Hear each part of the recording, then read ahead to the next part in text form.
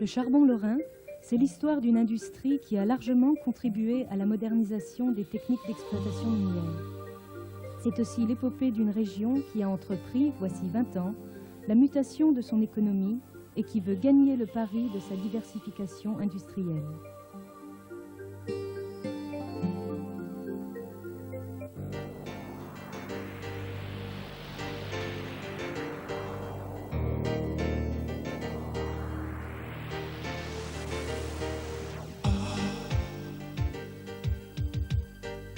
Au sein du groupe Charbonnage de France, les houillères du bassin de Lorraine constituent le plus important bassin minier français.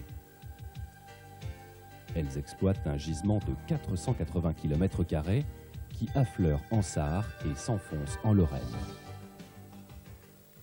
Le premier charbon a été remonté en 1856 à Petite Rosselle, mais des difficultés techniques pour atteindre les couches exploitables ont ralenti le développement des sociétés minières de l'époque. De plus, leur expansion a été freinée par les guerres qui se sont succédées dans la région. C'est seulement après l'armistice de 1945 et la nationalisation de 1946 que le bassin houiller connut un réel essor. C'était l'époque de la bataille du charbon, engagée pour faire face aux énormes besoins énergétiques du pays. La production atteignait 15 millions de tonnes en 1959 pour un effectif de près de 45 000 mineurs.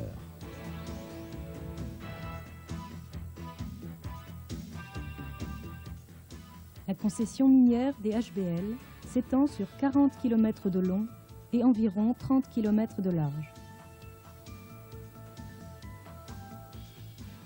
Aujourd'hui, le gisement est exploité à partir de 4 unités, La Houve, Wouters, Remeaux et Forbach. Ce gisement se caractérise par une structure géologique complexe. L'inclinaison des veines de charbon, le pendage, varie de l'horizontale, on parle de plateurs, à la verticale, les dressants. L'ouverture des veines exploitées varie de 2,20 m à 4,50 m. Le charbon est partout très dur. Son abattage s'effectue dans des tailles équipées de machines à la pointe de la technologie minière. À 1000 mètres sous terre, la haveuse est en action. Elle progresse le long du massif, télécommandée par 2 haveurs. Dans les plateurs, des piles de soutènement maintiennent le toit. Le charbon est abattu par la haveuse devant le soutènement marchand, sur un front d'environ 200 mètres par tranche de 80 cm.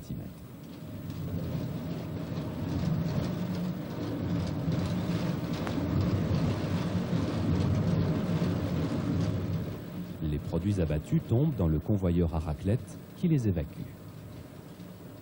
L'ensemble, convoyeur-pile, est avancé vers le front et le cycle recommence.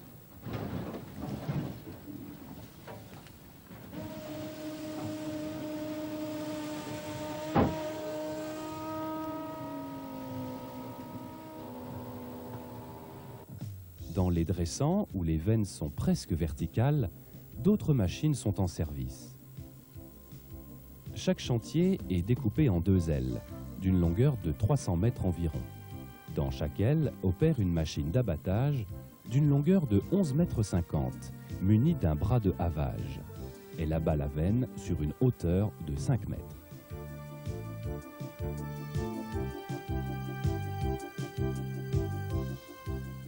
Le charbon tombe dans un convoyeur à raclette, qui l'évacue vers le tubing d'extraction, c'est-à-dire un tube métallique de 2,20 mètres de diamètre. À la fin de la tranche, la machine recule, franchit le pont et se range dans l'aile opposée. Commence alors le levage du pont et le remblayage de la partie exploitée par un mélange de sable et d'eau. Après décantation, la machine repart pour une nouvelle tranche d'abattage.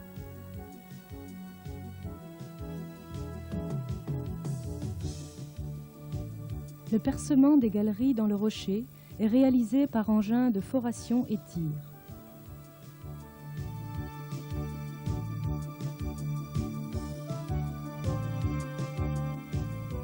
En Enfin, le creusement des galeries d'accès au charbon s'effectue au moyen de machines adaptées comme le Super Rock ou l'Alpine. Ainsi, plus de 50 km de galeries sont creusées par an. Le matériel utilisé en taille est sans cesse amélioré et bénéficie des derniers perfectionnements techniques. Utilisation de machines de plus en plus puissantes et performantes, mise en place de piles de soutènement à grande ouverture de plus de 4 mètres, utilisation d'automates programmables pour la gestion des engins miniers. Cette évolution technique améliore les conditions de travail et de sécurité des mineurs. La sécurité est une préoccupation constante. La formation est permanente. Au poste central de secours, les équipes de sauveteurs sont prêtes à intervenir à tout instant. Tous ces efforts ont permis de réduire sensiblement le nombre d'accidents dans tous les secteurs de l'entreprise.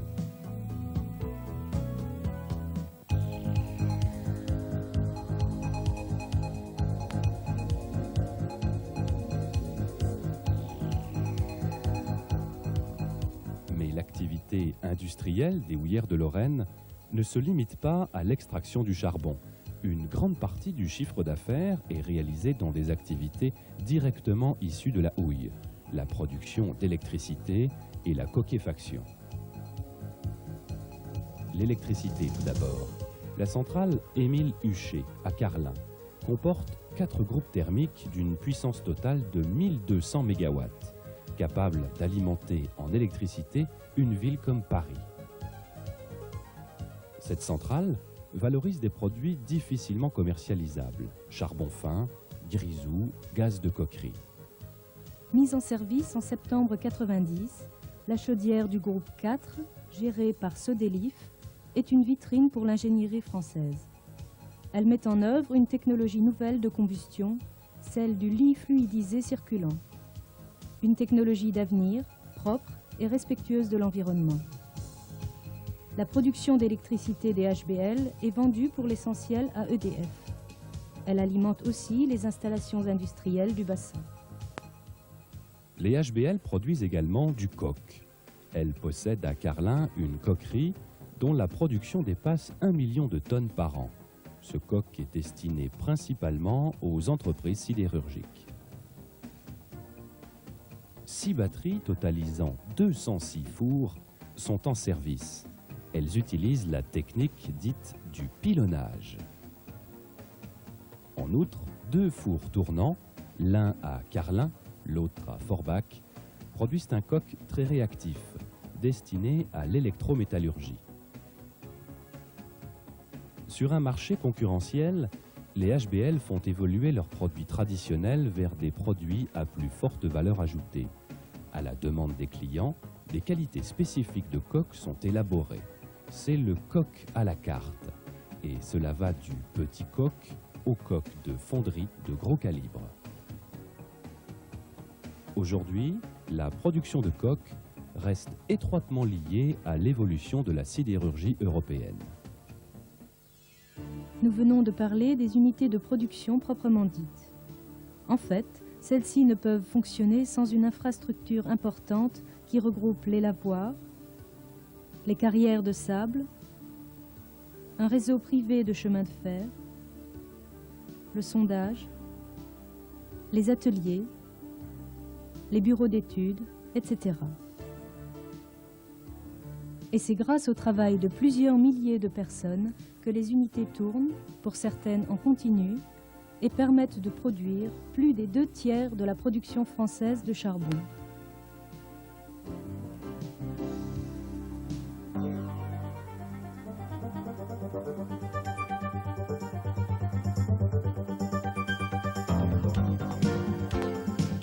Les houillères du bassin de Lorraine sont le premier producteur français de charbon. La moitié de cette production est vendue à Électricité de France, soit sous forme d'électricité, soit sous forme de combustible. Ce combustible alimente aussi de nombreuses chaufferies urbaines dans le quart nord-est de la France, Paris y compris. Le charbon lorrain compte également parmi ses clients de nombreux équipements collectifs, sièges administratifs, hôpitaux, établissements scolaires et universitaires, etc. Le charbon, c'est aussi l'énergie de l'industrie. Chimie, papeterie, textile, fromagerie, sucrerie, automobile et bien d'autres encore.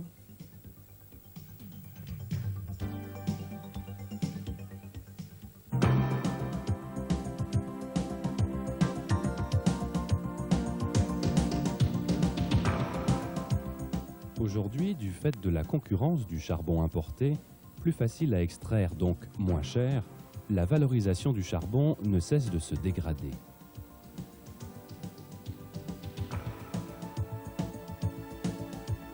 Face à cette situation, les HBL ont adopté une stratégie industrielle ambitieuse. Améliorer la productivité et réduire les coûts, adapter la production aux impératifs du marché tout en œuvrant pour assurer le devenir social et économique du bassin houiller. Cette stratégie se traduit à la fois par une forte concentration des chantiers exploités, rendue possible par la sélection du gisement,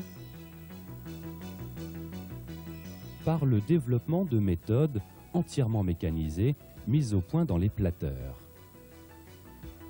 par des investissements dans du matériel très performant. La haveuse la plus puissante du monde, l'Electra 2000 de 1200 kW, alimentée en 5000 volts, est en service à la houve depuis mai 1991. Associée à une nouvelle installation de déblocage de grande capacité, elle permet de produire en 1 heure autant que la production d'une journée entière d'un chantier des années 80. Autre aspect, le soutènement marchand pour taille à grande ouverture de plus de 4 mètres se généralise. Du côté des hommes, l'accent est mis sur la formation, sur un nouveau type de relations humaines et sur l'adhésion du personnel à des démarches de qualité et de progrès dans tous les secteurs de l'entreprise. Cette adaptation a hissé les HBL en tête des mines européennes. Le rendement fond par homme et par poste a progressé de près de 60% au cours des 5 dernières années et approche les 7 tonnes, un record historique pour les HBL. Tous ces efforts ont permis de réduire le coût de revient de 25% sur 5 ans. Produisant moins, tout en améliorant sa productivité, l'entreprise a besoin de moins de personnel. En 10 ans, les effectifs ont diminué de 10 000 agents. Cette adaptation s'est effectuée sans licenciement, avec un effort important réalisé pour favoriser l'avenir du personnel, recherche d'un emploi, formation d'adaptation, aide financière.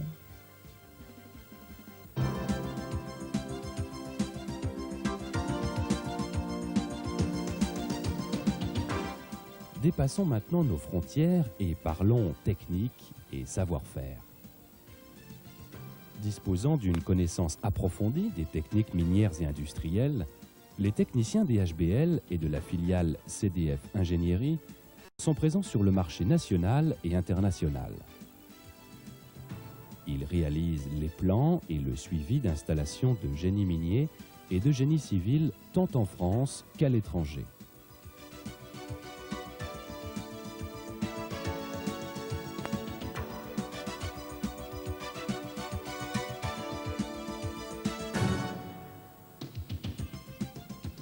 Parmi les multiples compétences de CDF Ingénierie, on peut citer TSV, Travaux spéciaux et vérinage.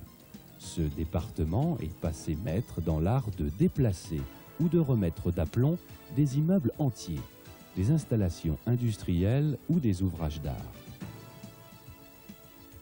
Dans le domaine très pointu des techniques minières, l'UCAD, unité de conception, d'assistance et de développement, apporte également son potentiel et sa compétence aux actions de valorisation des savoir-faire miniers développés par le groupe CDF.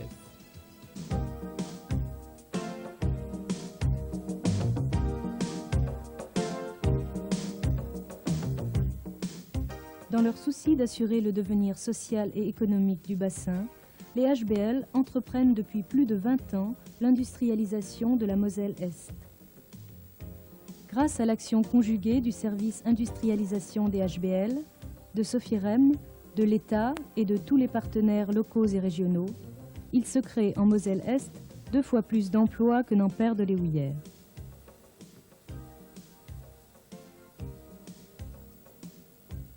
Depuis 20 ans, quelques 25 000 emplois ont été créés en Moselle-Est par l'implantation d'industries nouvelles ou par l'extension ou la diversification des entreprises existantes.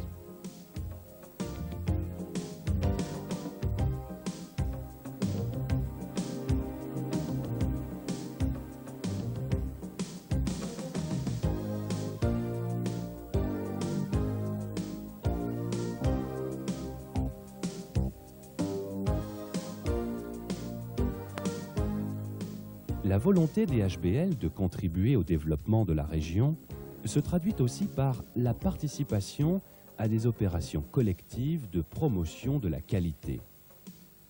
Une démarche de partenariat en direction des fournisseurs et des grands donneurs d'ordre lorrains. Leur engagement dans l'évolution de l'appareil de formation au Puy 2 à l'hôpital avec le centre de formation des apprentis du Cefazim.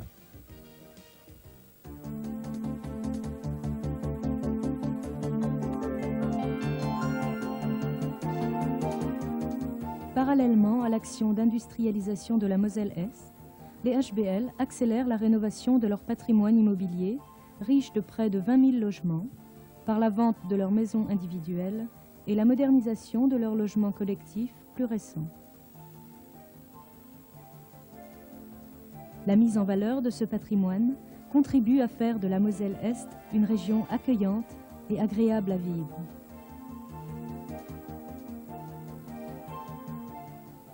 Dans ce cadre, les HBL ont la volonté de participer également à la vie sociale et culturelle de la région à travers leur comité d'entreprise, leur harmonie, le salon du mineur.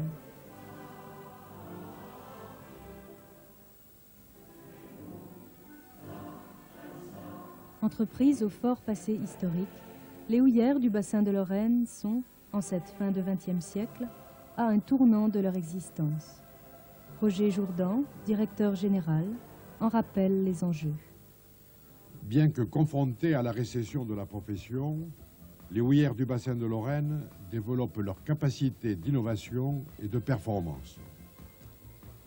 Il s'agit de durer le plus longtemps possible pour consolider le redéploiement industriel de l'Est mosellan et pour assurer l'avenir de son personnel, tout en restant une vitrine de la technologie minière française.